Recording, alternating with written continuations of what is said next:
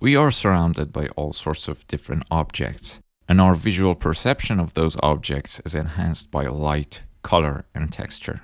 Each of those elements introduces different characteristics into what we see. But can we also assign sounds to different objects and shapes? In other words, what kind of a sound can define a circle? We can even take it further, like, is the sound of a circle different from the sound of a sphere? Or is the sound of a blue sphere different from the sound of a yellow sphere? You see, there are many factors involved when we talk about sound, as there are with images. And when we talk about the correlation of sounds and images, there are a lot of things to consider. In this video, I'm going to talk about the sound of shapes and colors, or the sound of an image which might contain various shapes and colors within itself.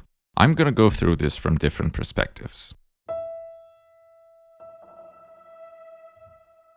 Everything that we see in our surroundings behaves in a certain way. Not only we have different types of matter, but sometimes something might behave or look like another type of matter. For example, a grain of sand is a solid. But when a sandstorm happens, if you look at it from far away, that collection of sand in the air doesn't appear as solid. It appears as an enormous cloud. Usually a solid object is a lot more predictable than liquids and gas. And the way we interact with those objects depends on how they behave. So, based on your judgment of the appearance of an object, if you're asked to imagine a sound for that object, the more details you have, the better you can imagine a sound for it. And of course, there are a lot of variables involved in an object or an image, and most of all in a video. Please keep that in mind because it's going to make a lot more sense as we go through the rest of the factors. Colors and concepts go hand in hand in photography, painting, filmmaking, and graphic design. But sometimes one color can mean different things in different art forms. For example, if a company has a blue logo, it's supposed to convey the meaning of trust. And in films, they usually use blue to show things like coldness or isolation. Of course, this is not a rule that you cannot break. But I bring it up because it's been done so many times that it's safe to say that for some reason, it works. Or for example, in spirituality, they have different chakras represented in different colors of the visible light spectrum, going from the lowest chakra that is represented in red to the highest chakra that is represented in violet. And just like how the red color has the lowest frequency, the lowest chakra represents stability. You can also describe it as solid or grounded. And when you get to the top two chakras that are shown with colors indigo and violet, they represent a more spiritual state. That symbolism is very interesting because when you work with sound, different frequencies play different roles. The highest frequencies in a sound are commonly referred to as the air of the sound, which is a very fair and interesting way to describe them. Or if you want to create the effect that some people call the underwater effect, you cut off all the high frequencies and maybe some of the mid-high frequencies of your sound, because that's actually how you would hear sounds if you go underwater, or in general if there's a barrier between you and the source of the sound, because lower frequencies can get through barriers more successfully. In music production, the low end of your mix is where the bass and the kicks are, and those sounds are basically the bone structure of your music. Those are also the sounds that you can feel with your body, if your speakers are capable of playing them properly. So back to colors and concepts, if you think about sounds in terms of colors, that can give you a better perspective on the kind of sound that you want to associate with an image.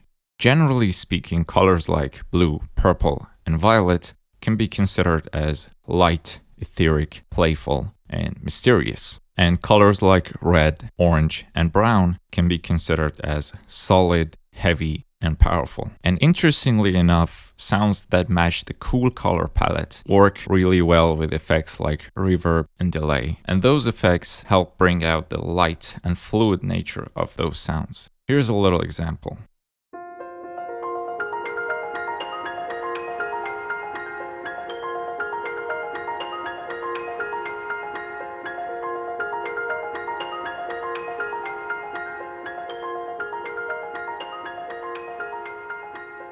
This has been done numerous times before by composers and sound designers. Metaphorically speaking, it's like the higher frequency sounds are more willing to play around, and the low frequency sounds prefer to stubbornly stay where they are.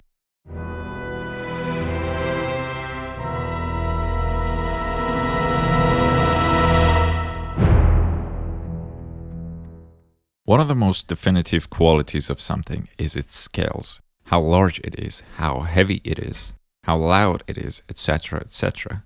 And this is also something that affects our judgment about something. An above-ground pool is fun. But when you think of an ocean, you can think of many more things. It is massive, it is life-giving, it is unpredictable. It's an entire world in and of itself. And these words that we use to describe different things can be also used to help us imagine sounds for different things. Words carry meanings. This is actually something that many musicians do.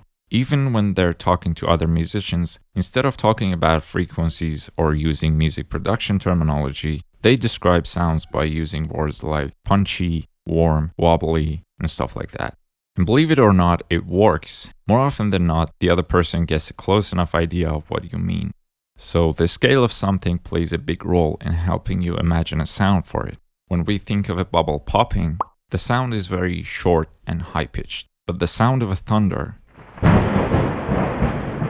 is enormous and rumbly, and it resonates. So it's generally a good idea to consider the resonance of a sound when you want to portray the scale of something by using sounds. Back to the example of the ocean, here's a little thing I made to represent the ocean.